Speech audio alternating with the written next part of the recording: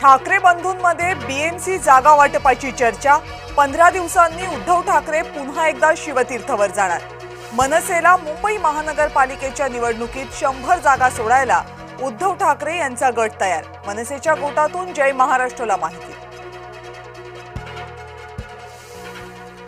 शिवतीर्थवरील चर्चेमध्ये वातावरण झालं गरम। शिवसेना भवनचा वॉर्ड कुणाचा? राज आणि उद्धव यांच्यात वादाचा मुद्दा। मनसेच्या गोटातून जय महाराष्ट्रला माहिती। मंत्री पंकजा मुंडे यांची महायुती विरोधी भूमिका। ओबीसी बैठकीनंतर पंकजा मुंडे माध्यमांशी बोलल्या।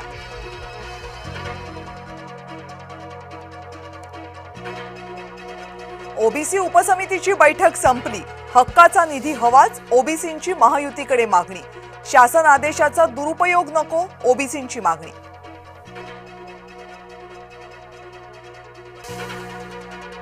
उद्धव गटाच्या आंदोलनाला काँग्रेस नेत्यांची दांडी। जनसुरक्षा विधेयकाला तोंड देखला विरोध।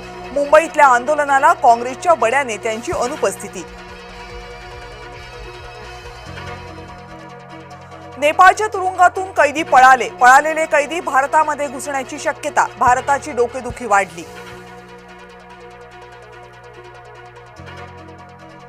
नेपाळचा प्रवास टाळा, सरकारच्या भारतीय पर्यटकांना सूचना। दादरचा कबूतरखाना पुन्हा एकदा झाकला। उच्च न्यायालयाच्या आदेशानंतर पालिकेची कारवाई। दादरमध्ये कबुतरांची संख्या कमी झाली। उपराष्ट्रपती पदाच्या निवडणुकीमध्ये काँग्रेस आघाडीची मतं फुटली। मुख्यमंत्री देवेंद्र फडणवीस यांचा दावा। मतफुटीमुळे काँग्रेस आघाडीला धक्का। सुदर्शन रेड्डी यांना अपेक्षित मतं न मिळाल्याची चौकशी होणार।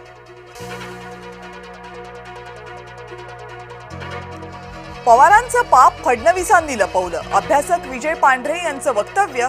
सिंचन घोटाळ्याप्रकरणी विजय पांढरे यांची प्रतिक्रिया।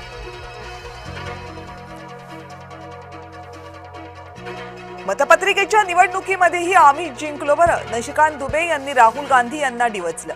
मंगळवारी झालेल्या निवडणुकीत भाजपा आघाडीचे सीपी राधाकृष्णन जिंकले।